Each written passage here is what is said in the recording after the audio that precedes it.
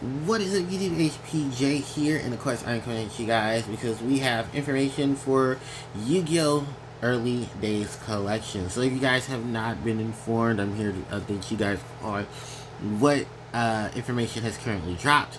And there's some big things that have dropped for the Early Days Collection. So if you guys don't already know, the Early Days Collection is basically titles from the Yu-Gi-Oh! Series that were on the Game Boy Advance and the Game Boy Color that will be coming to Steam and to Nintendo Switch next year. To be more precise, the release date for the physical version is February 27th of 2025. I do believe if you get it digitally, you'll probably be able to have the game probably hours earlier upon that initial date. So, in this title, there are going to be several Yu-Gi-Oh! Video games that have been announced, and according to the update, the titles line, there are more titles to be announced. So, get ready for that. So, the current titles that have already been announced are Yu-Gi-Oh! Duel Monsters, Yu-Gi-Oh! Duel Monsters 2 Dark Duel Stories, Yu-Gi-Oh! Duel Monsters 3 Dark Duel Stories, which here in America is known as Yu-Gi-Oh! Dark Duel Stories. Then we have Yu-Gi-Oh! Duel Monsters 4, Battle of the Great Duelist.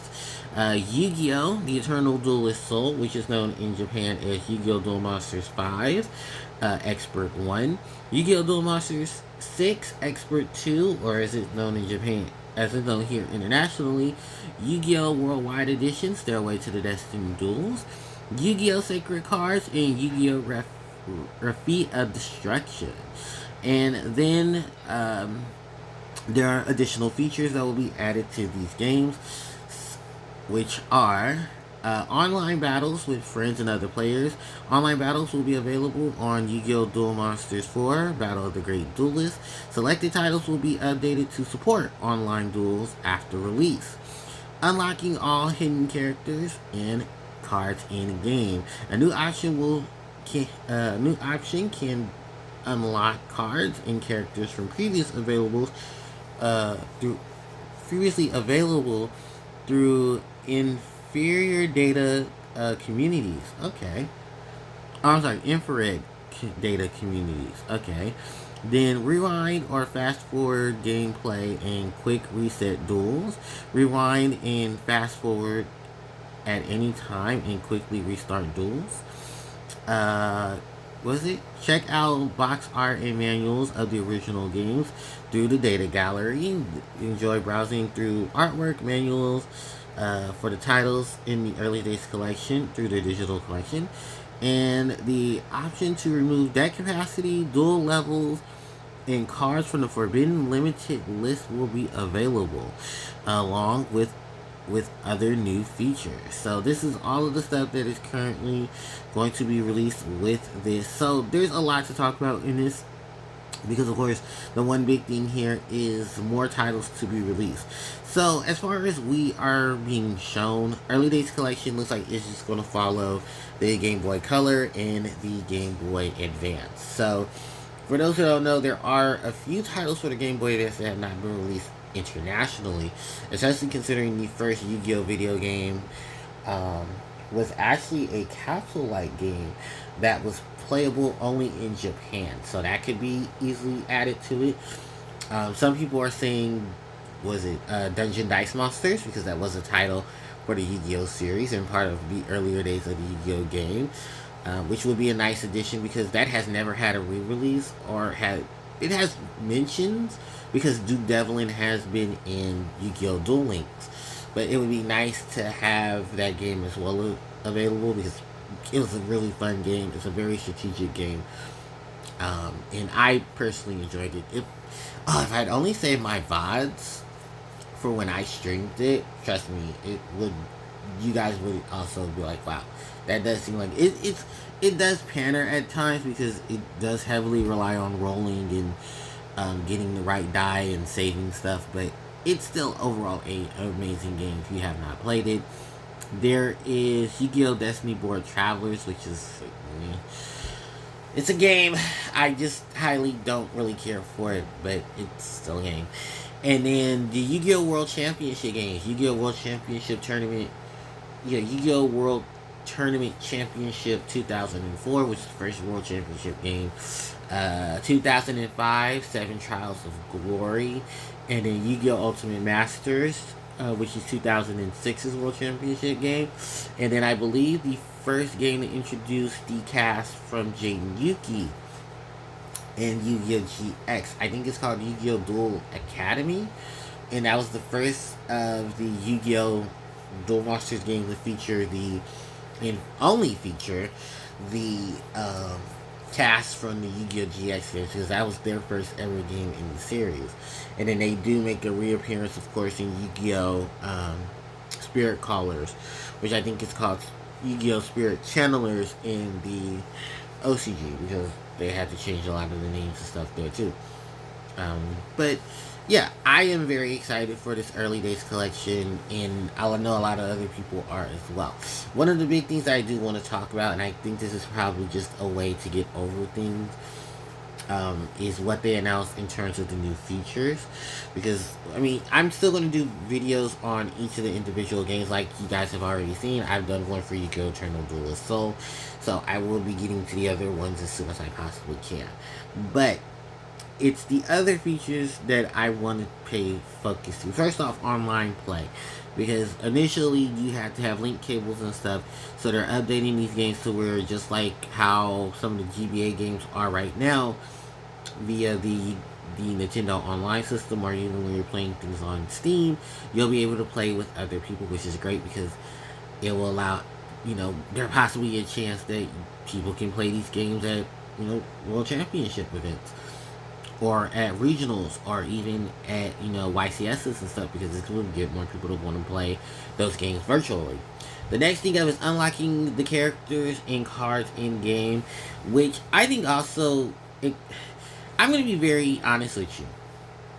And don't get me wrong, I understand that some people want to just find a middleman to this, and I'm sure some people will probably have hacked the game already to do this, but I feel like it cheapens things, because that was the whole fun point of playing these early Yu-Gi-Oh! Games, was you were able to get your cards because you made decks, however janky they were, through the methods that you were as a duelist through these games.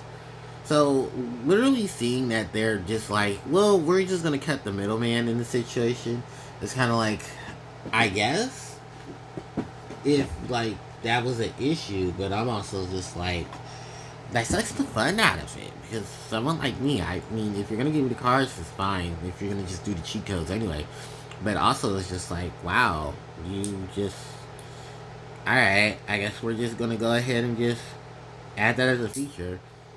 So that way they can probably, cut out the middleman if that was ever the situation. But, I mean, if it is what it is, but I also feel like, no, it cheapens things. And I kind of feel like people should really grind out for the cards. Especially considering how, a lot of us OGs who played these video games definitely did the grind out. It was worth it, because then you had your your 3 Gemini Elves, your 3 Voice Raiders, all these other cards and stuff that you did. I mean, unlocking characters that will probably be even more difficult to unlock in certain situations, I guess it's perfectly fine at that point. Because we did have a lot of times where I'm not going through 15 trials just to get, particular character, or I'm not going to sit around and try to open a box up, or, go through tons of packs. Yu-Gi-Oh! World Championship 2004. I love the game, but oh god, I hated the process of doing it. And don't get me started on Yu-Gi-Oh! What was that game? Yu-Gi-Oh! 7 Trials of Glory, because oh god, 2005. What were you guys thinking then? What were you guys thinking then? Other than that, the rewind feature and fast forward, that's perfectly fine. Because some duels will just take forever. And I see some people are like, look, I want to get a move on. Or some people are just like, no, I had a really bad start. I want to do some things over. Let me try it again. And then I can see what I can do, where I messed up and where I can fix things. Which is perfectly fine there. Because also emulators did that as well. And even so, some of the stuff on the Nintendo Online can do that. So, yeah. And then watching the older manuals and some of the original artwork and stuff. I would love to see that, especially as someone who I never had any of the original manuals for any of the Yu-Gi-Oh video games. So I would love to see that, and just to see how much artwork and detail were put into them. The last feature that I have to originally say is the option to remove deck capacity, duelist level, and the Forbidden Limited list. This is what makes me think that they are going to add the World Championship games, because the World Championship games were the ones that had um, the original stuff. Um, because the World Championship games were the first ones to really introduce the ability to remove your limits and limitations. Because I don't believe it's in Worldwide Edition.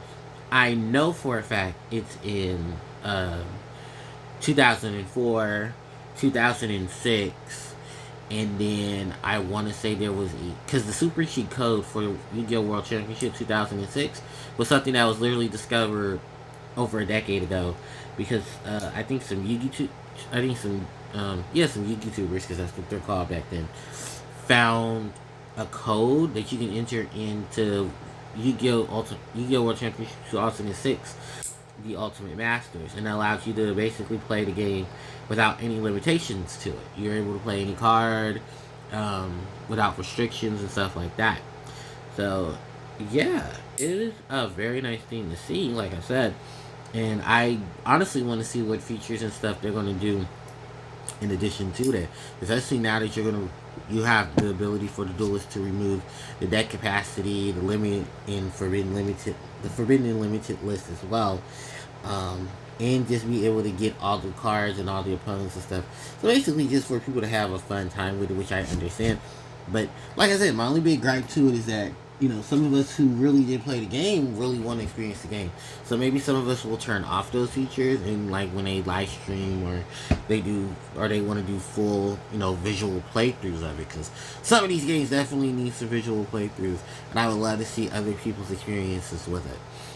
But I think honestly, this is probably going to be one of Yu-Gi-Oh's biggest markings and one of the biggest sellers that they've had in a long time. Since I want to even say Master Duel, because Master Duel had a major output into this, and maybe even then, if this sells completely well, maybe they'll do a second collection in which they'll include, Forbidden Memories, Duelist of the Roses, maybe Capsule Monsters, and maybe try to fix the DS games, and then people can play Nightmare Troubadour, Yu-Gi-Oh! World Championship 2007, Spirit Caller, Yu-Gi-Oh! World Championship 2008, and go on from there. But yeah, I'm pretty excited about it. I really cannot wait to see how everything pans out before then. We'll probably have some more updates in the next couple of weeks as well, up until the release date of the game. So if you guys are very excited about this, please do let me know. I do know that there are going to be cards released with this set, because I completely forget to mention them. If you're international, if you're not in the OCG, then TCG, you're getting one of the two versions of Harpie's Feather Duster, I believe in quarter century rare, because they're still milking that. And I believe it's 4 normal monsters in the OCG version. Now, I don't remember off the top of my head what all of them were, but I think one of them is Tongyo. It's like a level 3 Aqua Monster with like 1350 attack, 1000 defense. It was a very mediocre Aqua Monster. And I think the other one was Disc Commander or Disc Magician.